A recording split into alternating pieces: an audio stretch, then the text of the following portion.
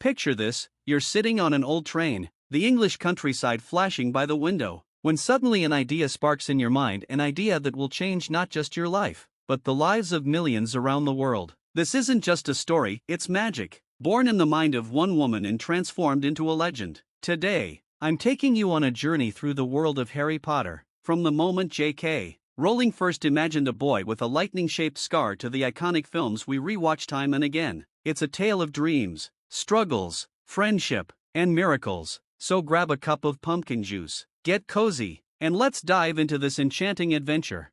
Part 1: The Birth of Magic, the story of the book series. J.K. Rowling, From Darkness to Light. In 1990, J.K. Rowling was a 25-year-old woman who had no idea her name would one day be synonymous with magic. Born in the small town of Yate, England, she grew up loving books and inventing stories. As a quiet, shy girl, she dreamed of becoming a writer, but life wasn't a fairy tale. By the early 1990s, Rowling found herself in Edinburgh, Scotland, a single mother raising her daughter, Jessica, on welfare, struggling with poverty, depression, and the weight of being alone. She often felt the world was against her, like the dementors that would later haunt her books, creatures inspired by her own battles with darkness.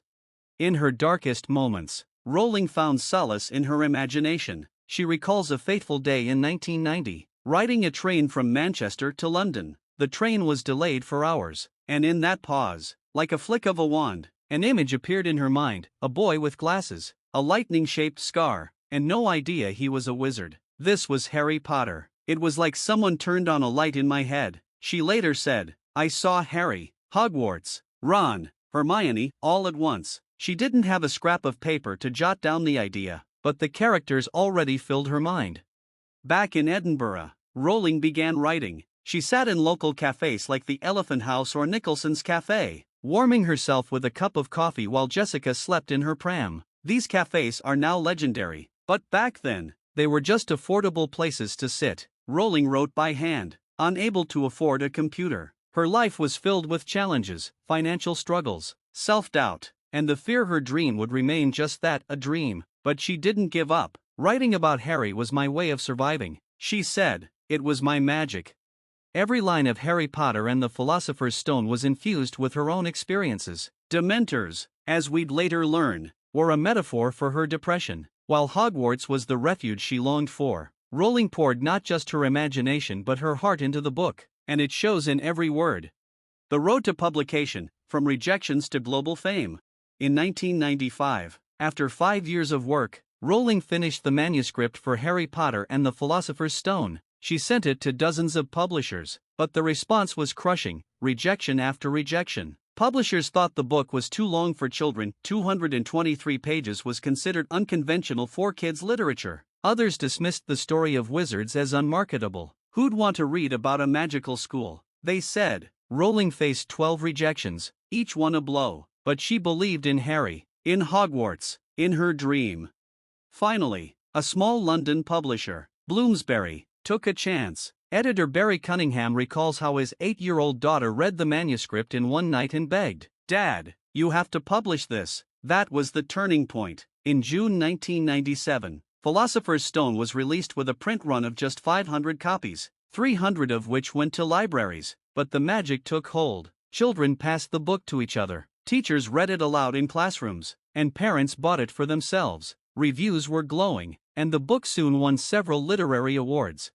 By 2000, the first 3 books, Philosopher's Stone, Chamber of Secrets, and Prisoner of Azkaban, topped bestseller lists in the UK, the US, and beyond. Publishers who had rejected Rowling were kicking themselves. In the US, the book was retitled Harry Potter and the Sorcerer's Stone because Philosopher was deemed too academic for American readers. But nothing could stop its success. Rowling, who had once struggled to pay rent, became one of the world's most famous authors. By 2007, when the final book, Harry Potter and the Deathly Hallows, was released, the series had sold 450 million copies, translated into 80 languages. From Arabic to Zulu, the books made Rowling the first billionaire author. But for her, the true reward wasn't wealth, it was the impact. She received letters from children saying Harry helped them through bullying, loss, or loneliness. It was more than I could have dreamed, she said. Fascinating facts about the books. Harry Potter isn't just a story, it's a universe brimming with secrets, symbolism, and hidden details. Here are some facts that make the books even more special. Inspiration for characters. Dumbledore was partly inspired by Rowling's school headmaster, John Nettleship, a kind but eccentric figure. Snape was based on her chemistry teacher, whom she didn't particularly like, but she gave him depth through her own experiences of loss. Hermione was a reflection of Rowling as a child, clever, a bit bossy, but fiercely loyal. Ron embodied the humor and loyalty she valued in friends. Symbolism. Character names carry deep meaning. Remus Lupin nods to wolves, Romulus and Remus from Roman mythology, hinting at his werewolf nature. Severus means stern in Latin, perfectly suiting Snape's demeanor. Dementors represent depression, while the Patronus charm symbolizes hope, which Rowling clung to in her darkest times.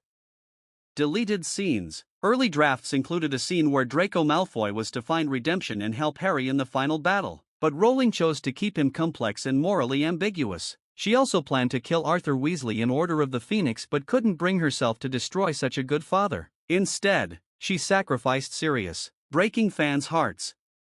Cultural allusions. Hogwarts was inspired by traditional British boarding schools like Eton or Rugby, with their rituals and atmosphere. Magical creatures like hippogriffs, boggarts, and phoenixes were drawn from European mythology, but Rowling gave them her unique twist. Boggarts, embodying fears, became a metaphor for facing inner demons.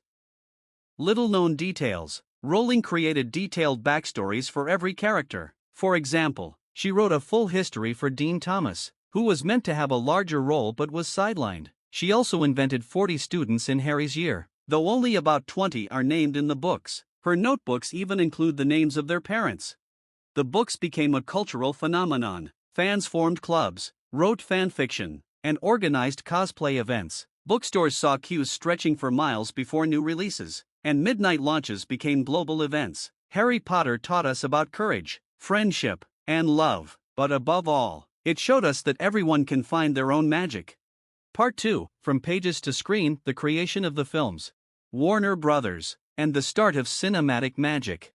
In 1999, as Harry Potter conquered the literary world, Warner Brothers saw its potential for the big screen. They acquired the film rights for a reported $1 million, a paltry sum for a franchise that would earn $7 billion at the box office. But bringing the books to life was a daunting task. How do you recreate Hogwarts with its moving staircases and enchanted halls? How do you cast actors to embody beloved characters? And most importantly, how do you make films that satisfy both fans and newcomers? The first director, Chris Columbus, known for Home Alone and Mrs. Doubtfire, was a fan of the books and wanted to stay true to their spirit. J.K. Rowling was deeply involved, advising on scripts, insisting on British actors, and even sketching Hogwarts and Diagon Alley. She wanted the films to look as she'd imagined. Filming for Philosopher's Stone began in September 2000, and the world was already buzzing with anticipation. Casting challenges and actor struggles. Casting was an adventure in itself. Imagine thousands of kids auditioning across the UK, with producers searching for the perfect Harry, Ron, and Hermione. Daniel Radcliffe was found almost by chance. Producer David Heyman saw the 11-year-old in a theater production and thought, "That's our Harry." Daniel was initially intimidated by the responsibility, but his sincerity and charisma won everyone over. Emma Watson, just 10, dreamed only of school plays but landed Hermione after several auditions. She worried she couldn't match the character's intelligence. And Rupert Grint? He sent a video of himself rapping about why he was the perfect Ron Weasley, which had the whole team in stitches. But finding the kids was just the start. Filming spanned 10 years, from 2000 to 2010, and the actors grew faster than their characters. In Goblet of Fire, Daniel had to wear fake teeth to look younger, and makeup artists fretted over breaking voices. Injuries were another issue. Rupert broke his leg jumping on set during a spider scene in Chamber of Secrets, and Daniel got a concussion filming Quidditch in Philosopher's Stone when his broom proved less cooperative than in the books. The young actors learned to perform under the pressure of millions of fans' expectations. Directors changed over time. After Columbus's first 2 films, Alfonso Cuarón brought a darker, more cinematic style to Prisoner of Azkaban. Mike Newell directed Goblet of Fire, and David Yates helmed the final 4 films. Each director's vision required the cast to adapt, adding to the challenge. Magic on the set. The atmosphere on set was pure magic. Daniel, Emma, and Rupert became more than colleagues, they became a family. They spent nights in trailers playing cards, listening to music, or joking around. One time, Emma accidentally called Alan Rickman, Snape, Sir during a scene in Chamber of Secrets, and the improvisation stayed in the film, a charming touch. Rickman, despite his character's stern demeanor, was a set favorite, often joking, treating the kids to sweets, and even sketching caricatures during breaks. There were plenty of funny moments. In Goblet of Fire, Daniel struggled to learn the waltz for the Yule Ball scene, and Emma couldn't stop laughing at his clumsiness. Rupert admitted his dance scenes were cut because he looked like an elephant in a china shop. Richard Harris, the first Dumbledore, once spooked the kids by joking that the phoenix fox was a real bird that might burst into flames. When Harris passed away in 2002, replaced by Michael Gambon, it was a heavy loss for the cast, as he'd been the heart of the set.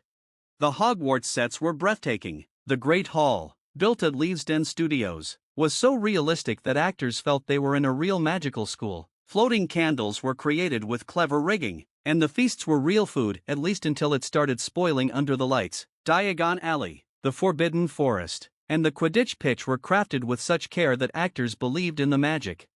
Serendipitous magical moments.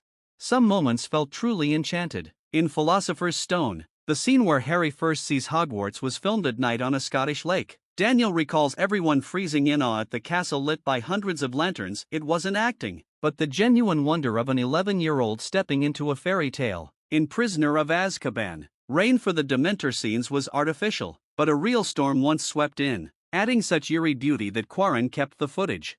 Another touching moment was Harry's farewell to Sirius in Order of the Phoenix. Gary Oldman, as Sirius, was so immersed in the role that Daniel's tears were real. In Deathly Hallows, the scene where Ron returns to Harry and Hermione was filmed in a freezing forest. Rupert recalls shivering alongside Emma, but their joy at reuniting felt so genuine that it became one of the series' most heartfelt moments. The actors didn't just play their characters, they lived them. Emma said Hermione taught her to be brave and stand up for her beliefs, even when misunderstood. Daniel admitted Harry helped him overcome his insecurities, as growing up in the spotlight wasn't easy. Rupert loved Ron's humor and loyalty, traits he tried to embody off-screen. Fans became part of this world, sending thousands of letters thanking the actors for bringing their heroes to life. At premieres, fans cried and hugged the cast, and Daniel still keeps a handmade wand a young girl gave him. Conclusion: Harry Potter is more than books or films, it's a story about a dream that overcame every obstacle. J.K. Rowling, scribbling in a cold cafe, created Hogwarts, a place we all dreamed of attending. She showed that even in the darkest times, you can find light if you believe in yourself. The films brought this world to life, giving us the Great Hall, Quidditch, and the friendship of Harry, Ron, and Hermione. The actors grew up with us, sharing laughter, tears, and magic on set. This story teaches us that magic isn't just spells or wands, it's the friendship that lasts years. It's the courage to keep going, even when you're scared. It's the love that conquers all. J.K. Rowling and the film team didn't just create a story, they built a home for millions. So, I want to ask you, what Harry Potter moment made you believe in magic? Which character feels like family? For me, it's always Snape, a man who loved so deeply it breaks my heart. May the magic of Harry Potter live in our hearts forever. Finite Incantatum.